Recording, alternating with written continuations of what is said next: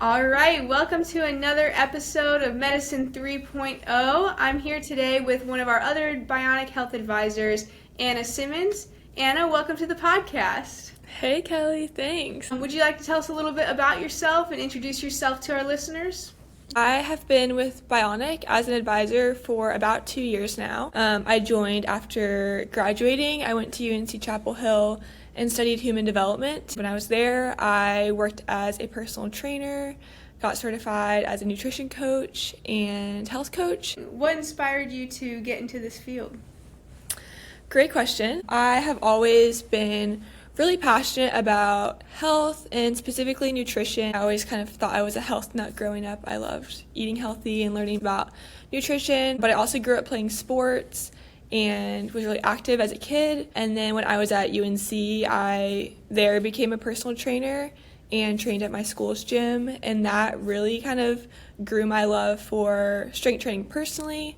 Like a lot of people, during COVID is kind of when I started getting really into it and just grew a lot personally and physically through training, and then kind of grew my love for helping others with that as well, and have just seen it really improve the quality of my own life. And so now I love helping other people find that passion as well.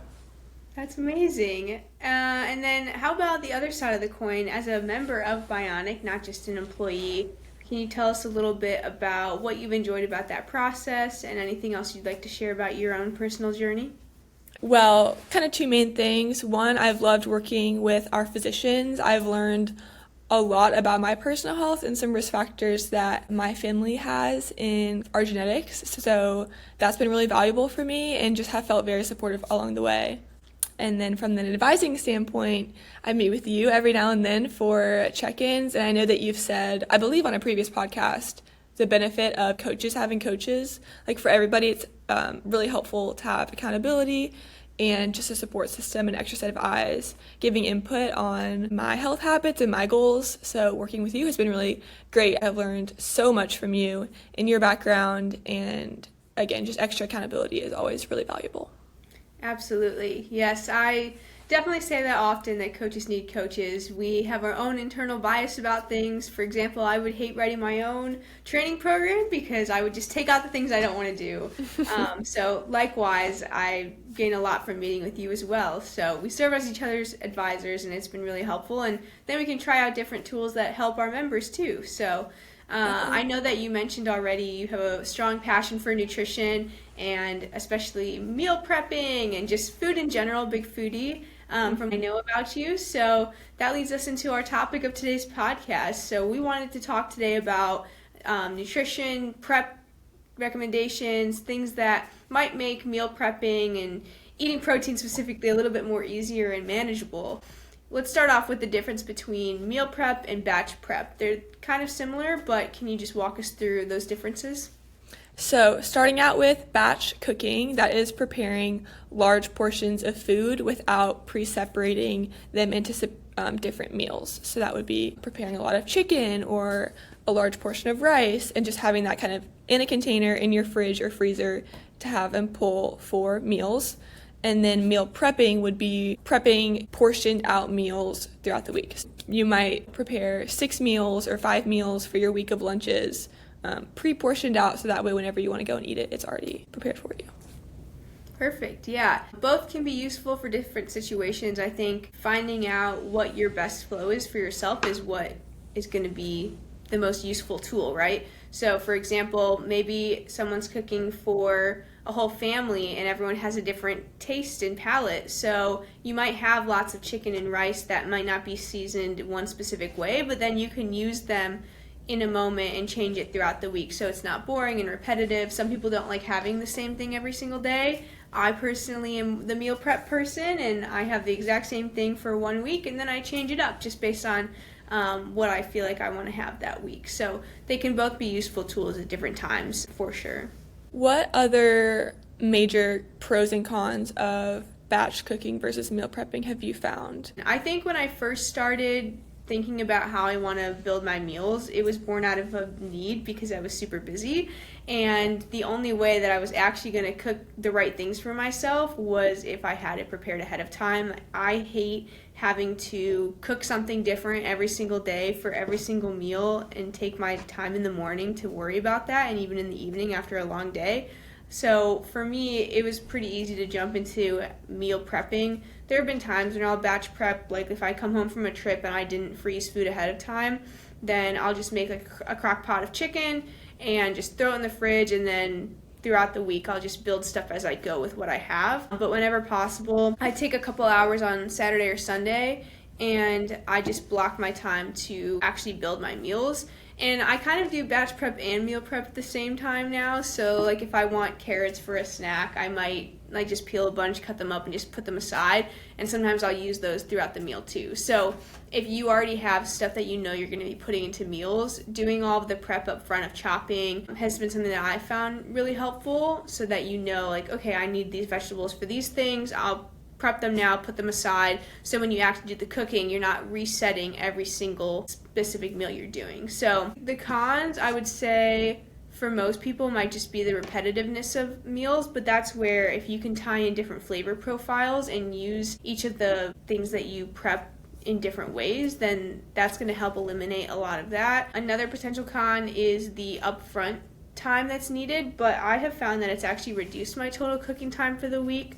So, for example, I mentioned I might block off time on a weekend. Sometimes it might take me 4 hours, split up between different parts of the day. I'm not going to cook the whole day straight, but it just depends on what I'm making. And I have found once you get used to the recipes that you make consistently, it makes things so much easier, and you don't really need the recipes as much. Like, you can start to build your own recipes and use different spices and different sauces, and that'll help tie things together. And then pros, for me especially, and for a lot of my members that I meet with, just knowing that things are ready to go and removing that stressor, even though once again it's an upfront cost, the actual benefit later on is you have more time to do what you need during the week because you're not always in the kitchen cooking, cleaning, and all of those things. Absolutely. I would say the time spent on the front end really cuts down all your time throughout the week. Each time you prepare a meal, that time is taken away. Like, it's already prepared for you.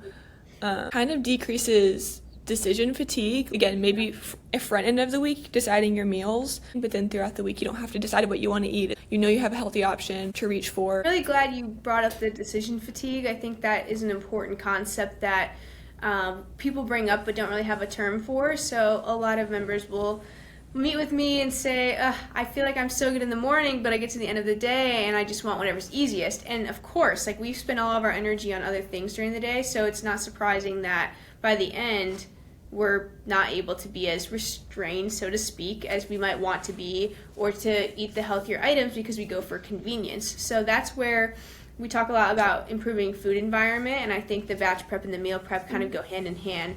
So can you talk a little bit about food environment, tips and tricks of why that's beneficial and how that might help with meal prepping, especially in batch prepping? Absolutely. Food environment is one of my favorite things to talk with our members about, and it's been really helpful for myself as well. We think about the actual food that we're eating or reaching for, but not considering how our environment impacts our decisions and our ability to adhere to whatever program we're following to reach our goals. I think a lot of people get frustrated when they are finding themselves reaching for cookies or candy if it's out on the counter, and think of it as kind of a willpower failure that they're not able to follow their diet when there's things all around them. But in reality, for most of us, if there's a cookie in front of us, it'll be really tempting to eat that cookie. So making small tweaks in your environment in the kitchen, I think, is really helpful to support your goals. So that can be anything from, instead of having a bowl of candy out on the counter, leaving a bowl of fruit and veggies out. The more that it's in front of you and that you're seeing it, the more likely you are to actually reach for it. And then kind of vice versa, having cookies or chips or sweets or whatever it may be doesn't even mean you don't have to ever have them in your kitchen or in your pantry, but sometimes just having them in an opaque container where you can't see it every single time you open the pantry, or even if it's higher up or lower down, so not kind of quite at eye level, can really help prevent snacking, or again, reaching for those things that you're wanting to limit, potentially not fully get rid of, but just limit throughout your day. Definitely, yeah. And snacking in and of itself is not bad. We need to be eating frequently throughout the day to have proper fuel, to have good blood sugar control, and just have good energy and be able to think clearly. So just the items that we're choosing can be swapped out, right? So I think even the fridge is another good example to what you're speaking to. One thing we can focus on is putting those colorful fruits and veggies, those appetizing items, front and center and eye level is a helpful way to kind of combat this desire to reach for like a cookie or something else, which we can still have those too, but it's everything in moderation, right? Another thing that we talk a lot with our members about is nutrition recommendations. Can you walk through sort of how we go about that and why that's important and how that ties into some of this meal prepping conversation as well? Definitely. I think it can look a little bit different for our members depending on where they're at currently with their nutrition, their background, what their goals are, all of that good stuff. But really for everybody, it involves just firstly kind of a holistic intake on what their life looks like, what their level of activity looks like, what their goals are. Often we ask our members for a DEXA scan, definitely not required, but it's helpful to kind of get an idea of what current muscle mass looks like, what current fat mass, bone mineral density, to kind of specify those goals even further. But from there, we ask for a 24-hour recall or just a description of what a daily nutrition intake looks like from first thing you wake up, what you're eating and drinking all throughout the day, typical kind of average day of eating, including those snacks throughout the day, nighttime snacks, any alcohol, caffeine, hydration, anything you're intaking basically throughout the day. Get an idea of what that looks like, chat through goals, whether that's losing fat, gaining muscle, maintaining, and just optimizing energy. From there, we will kind of more behind the scenes calculate what their resting metabolic rate might be. And that's kind of the calories that you burn at rest if you were to basically lay in bed all day, not do anything, how many calories your body would burn just to stay alive. Just to stay alive. Take into account an activity factor, whether they are walking throughout the week, whether they're really highly trained and training every single day. And then from there, getting some more specific numbers around macronutrient intake as well as total calorie goals for whatever their goals are. So Kelly, if you want to take it from there, I'd love to hear your take on giving more specific nutrition guidance. Yeah, I think one thing that people don't necessarily understand about nutrition recommendations is there's a lot of traditional mindset of calories in, calories out, and that's the only way to move the needle. And of course that's a huge portion of it, but the macronutrient composition is really important. So breaking down protein recommendations, which are going to be essential for both weight loss and muscle building or for increases in performance, having those amino acids, which is what is helping build those muscles, and other proteins in the body is going to be essential. Same with even having a good immune function and having good energy levels, so we're not having spikes in blood glucose and things like that. So trying to manage that. Same with the fat and carbohydrate content. Those are both key fuel sources that the body needs, and we want to make sure we're in a range that's appropriate for the goals, but also the activity level that an individual has. And these nutrition recommendations are not stagnant. Most calculations are based on body weight, so if you have big changes in body weight, that's going to impact the recommendations. If you have changes in activity level, that's going to be a big influence on the recommendations provided, and changes in goals. So maybe you were working towards an increase in lean soft tissue or muscle mass, and you hit that goal and now you just want to maintain. So we're going to adjust those recommendations based on that. So those are some key things to keep in mind, and checking in every 4 to 6 weeks, I would say, is a good rule of thumb to see if any changes need to occur based on, where you're trending and what those goals might become. And then that all ties into how we can break down our meals, right? So a lot of research has shown that instead of having a traditional American spread of protein where we might have 10 grams of protein for breakfast, maybe 20 grams at lunch, and then 40 to 80 at dinner, depending on how much we're eating, then that's a really skewed protein distribution. And a more optimal approach is to have evenly distributed protein intake throughout the day. So maybe that's 30 grams at breakfast, lunch, and dinner, and 20 grams snacks. They don't all have to be exactly the same, but trying to make it so you always have these nutrients available is going to put you in a better environment in your body to see the changes that you want. So that ties directly into our meal prep and batch prep. A lot of people have difficulty feeling like they're getting enough protein throughout the day. That's probably our biggest feedback, is that that's challenging. It's filling, right? So being able to have these broken up more evenly is going to help with that, and with the preparation of like, okay, I know I can have my 3 eggs with 3 ounces of chicken, and that's 2 servings of protein, about 42 grams right there. So it's kind of easier to, I guess, change the perspective on how much you have to eat at a certain meal. And then another tip that's really helpful, especially if you're meal prepping, is to weigh out your proteins. And 3 ounces of meat is honestly not that much when you look at how big chicken breast might be, for example, or how big a steak might be. The serving sizes are a lot smaller, I think, than people realize. So you don't have to necessarily weigh your food all the time, but getting a rough estimate of what it actually looks like can be really, really impactful, both for feeling like you're having too much or even if you're having too little.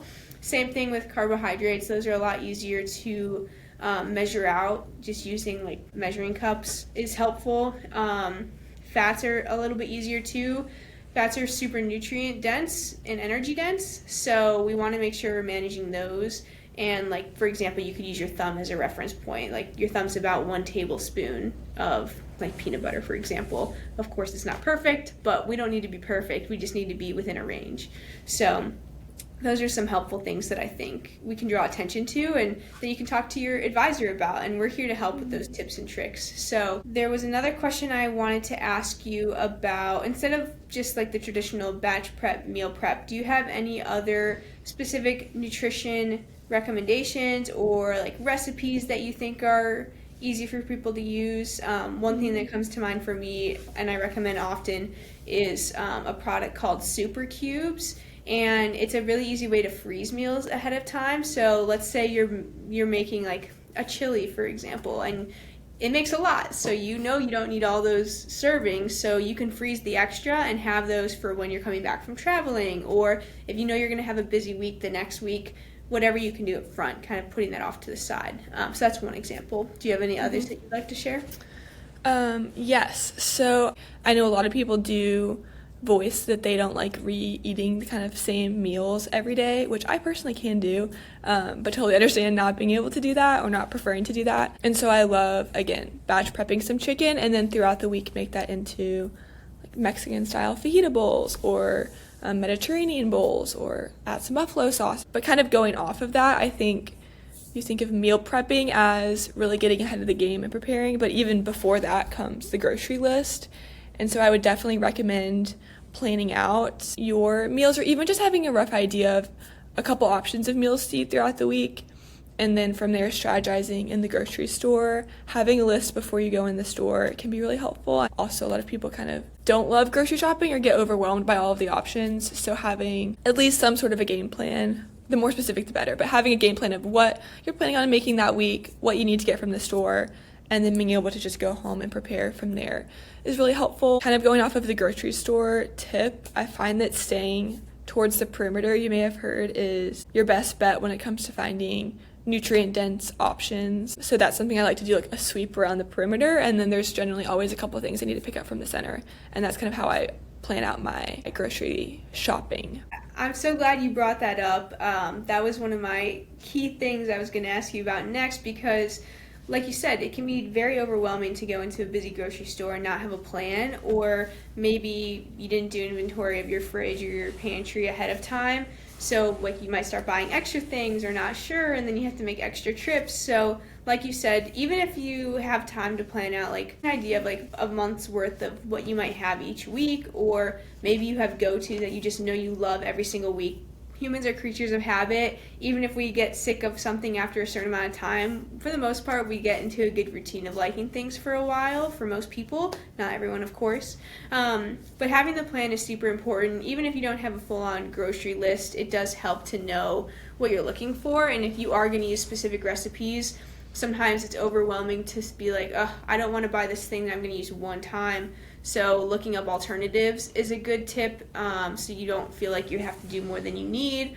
Or let's say you go to the store and the produce isn't looking as good as you were hoping it would look. So being able to swap out vegetables, most vegetables in a recipe can be changed. Same with meats, like you don't necessarily have to do one thing if it's not what you wanted. So being flexible and not having to follow something to a T is also helpful. But yeah, having the guideline and the list just takes out all the stress, and then your food waste and your costs go down because you get into this rhythm of knowing what you need. So for me, another personal example, I have a lot of protein to be eating throughout the day. I compete in Olympic weightlifting, so I have a lot of specific training goals that I'm focused on, and I just need a lot of nutrients to support that. So for me, I know exactly how much chicken I need every week, how much ground turkey I'm going to use, and then I can swap out the types of recipes I'm using based on that. But I don't waste any of my food anymore because I know exactly what I need for every single meal. And that has taken a long time to get used to. I think another thing we have to note about habit changes in general, progress is not linear. You may have seen a graph in the past where there's like what people think progress is and then what it actually is, and it's just squiggly lines all over. But that's true. There's going to be ups and downs. There are weeks where I barely get to the grocery store and I just eat whatever I can, and that happens, and that's okay. So not having pressure to be perfect, once again, I think is important. I love that you mentioned that progress is not linear, and it's not about perfection. Really, I find with a lot of people, just starting with, okay, let's hit 30 grams of protein at breakfast, lunch, and dinner. Like, that might be the first step, and it might feel like a challenge at first, but when they get in the hang of it, they're like, oh wait, this actually isn't that challenging. Even just kind of macro tracking whatever nutrition goal you're working towards will get easier with time, and it won't always feel like this mental load of, oh my gosh, I have to replan my meals for this week. And that also translates from, more specifically, macro tracking. You mentioned serving sizes are really important and change a lot in a health journey. People can be eating very healthy, but their macronutrient levels or just total calories aren't quite in line with their goals, and that's what's preventing them. And so it's a small tweak there, but once you learn what a serving size looks like or what a portion that you're striving for looks like, you won't forget that, which is really helpful, and why I oftentimes do recommend very even temporary tracking. And I don't recommend that for everybody, especially having potentially a challenging relationship with food. I wouldn't recommend that for every single person, so that's where individuality really comes into play with nutrition recommendations. But having some sort of awareness of what 3 ounces of chicken looks like and how much protein is in 3 eggs versus 5 eggs, all of that stuff. Once you learn that, you'll understand and you won't forget it. And then you won't have to track moving forward. Tracking isn't meant to be a forever thing. I also want to re-emphasize what you mentioned about breaking down a long-term or a bigger aim into a smaller step. So maybe, let's say you have to eat 150 grams of protein, which sounds like a lot, but breaking it down into a more, no pun intended, bite-sized approach might be helpful for breaking it up throughout the day. And maybe for the first month, it's only focusing on breakfast and saying, I'm going to make a really well-balanced breakfast. I'm going to have fruit. I'm going to have my protein that I need for this amount, the carbs and the fat, and I'm going to start with that and move from there. Another question I had about nutrition for you is, how do you approach working with members that might focus on having like one meal a day or might eat more sporadically? Maybe that's timing on like a busy job where you're on your feet running around. What sort of helpful advice would you give them for meal prep or for tools that they can use to try and be more consistent even if they can't sit down for a full meal? Consistency really is key with all of these changes. Like, you can eat perfectly for 3 days in a row, but if you have 1 or 2 days where you are completely off track over time, it's going to take a lot longer, if any time at all, to see those results that you're looking for. Right. And that could be over-consuming or under-consuming, right? Exactly. So when it comes to consistency, I think that's when meal prep is even more important and really helpful. So people who have a lot of kids that are busy moms or work kind of crazy hours and feel like nutrition just isn't going to be a consistent thing that they can follow moving forward. I think that's where preparing your meals ahead of time is really helpful. Also snacks. I think having healthy snacks prepared ahead of time that really can help you reach that protein intake throughout the day is really key. So I think working with a coach on that can be really helpful to personalize those tips, but I think really staying prepared and getting a list of healthy snack options, healthy meal ideas, and finding what works best, finding what you enjoy is really key. What about you? Any other kind of thoughts there? Yeah, I would say I kind of mentioned this a little bit briefly, but I just wanted to bring it back up about using your freezer as your friend. I think that I mentioned the super cubes, but things that you can prep ahead of time, like maybe like a frozen yogurt popsicle, that would be a fun thing to make, and kids might enjoy as well if you have a family. So things like that, or even batch prepping or like freezer ready smoothie cubes is another tip, whether that's in super cubes or something else, another container. You could freeze breakfast burritos or breakfast sandwiches, so maybe that's not your everyday thing that you're using, but that's something when you're on the go or in a rush, you could quickly pull out, microwave it, and you're good to go. So using that as a tool can be really helpful for just improving things. And then even down to using frozen vegetables and frozen fruits. A lot of people have this idea that using frozen items aren't as healthy or aren't as good, but they're actually flash frozen at peak ripeness. So a lot of times they have more nutrients than fresher, unfrozen foods. So, yeah, that's another easy one that you can just keep stuff in the freezer and not have to go shopping every week. Using places like Costco, grab a massive bag of broccoli or edamame, pop that in the freezer, and then you've got a month's worth of vegetables that you can defrost at any time. So that's another really helpful tool that people can utilize. Absolutely. Yeah. So, Anna, any closing remarks, any last comments that we may have missed, or any summary points you want to make about steps people could make towards implementing meal prepping, batch prepping, any kind of prep to help with making nutrition a little bit more manageable? One last thought is that I've kind of been known by my friends and family to be very flexible around recipes, which has worked to my advantage and detriment in some situations, especially baking. But one thing I would say for baking, you have to be more strict on the baking, I do need to work on my level of strictness with that. With getting started, if you maybe don't enjoy cooking, haven't cooked much in the past, are kind of really intimidated by the prospect of meal prepping, I would say don't worry so much about finding a really complicated recipe or a recipe that even has a lot of ingredients. I always kind of avoid those. I just don't love buying ingredients that I know I won't use over and over again. You can definitely go that route if you enjoy that. But starting very simple with your meals and really focusing on spices and seasonings and then sauces. Sauces, a lot of times I'll make at home, like make my own dressing or make my own like Greek yogurt dip. I guess that's another meal prep protein advice. If you have some plain non-fat Greek yogurt and add peanut butter and honey to that, you can make a really nice like dessert dip for some fruit. Or if you take plain non-fat Greek yogurt, add some ranch seasoning or other spices, you can make a veggie dip that's high protein as well. But all that is to say is just keep it simple. Don't put too much pressure on yourself for making very extravagant, complicated meals. Start simple in terms of recipes, but also start simple in terms of your goals. So maybe you have these big goals of, okay, now I want to start eating 150 grams of protein every single day and track everything that I eat and make sure everything's perfect. I say start with very small, incremental changes.